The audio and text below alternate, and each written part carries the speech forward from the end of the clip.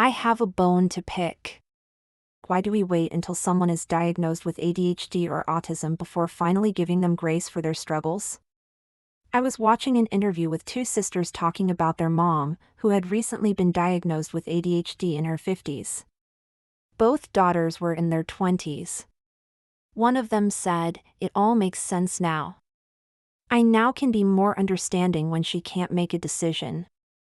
I now try to help her by sitting her down to take time to process so she can make a decision.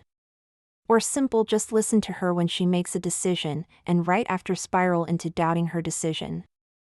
The other, also neurodivergent, admitted she still find it difficult to be patient with her mom even though she also have the similar issues. Hello brains, I am Jag, just taking a quick break to explain some things.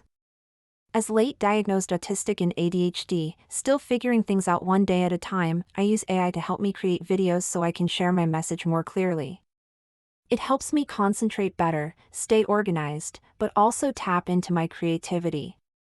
This channel is a safe space for anyone who found out later in life and thought, now what? Here, I will share tips, tools, and stories I wish someone had told me when I first started this journey. If you are feeling overwhelmed, curious, or just want to feel a little less alone, you are in the right place. That moment hit me. For decades, this woman was probably seen as rude, difficult, or frustrating, etc., you name it. But the second the word ADHD entered the room, her indecisiveness was no longer a personal failing, it was understood. Why did she need a diagnosis for compassion to finally show up? I thought about the years she must have carried sadness and frustration, self-loathing at its best, and the years her family carried their own. All that tension and misunderstanding, when it could have been eased with simple empathy. And it made me think about myself. I try to cut others some slack. Because before getting diagnosed, I felt the weight of my limitations. I didn't understand my limitations. I didn't know why I felt those limitations. When you're in a bad mood, I tell myself, she's just stressed, or he's carrying a heavy load. I excuse the harsh words, the impatience, the mistreatment. Sometimes for months. Until eventually I break. When I finally say no after months of yes, or when I stand my ground. Suddenly, I'm the problem. Where's my grace? Or when I fall short. It's like I committed a heinous crime. I am too much. I do everything for you, but how dare I ask for help, for being inconvenient, for needing some assistance because my limitations. It breaks my heart for every undiagnosed child who grows up being labeled too sensitive, too blunt, too weird, too messy, too indecisive. Have you ever experienced something like that?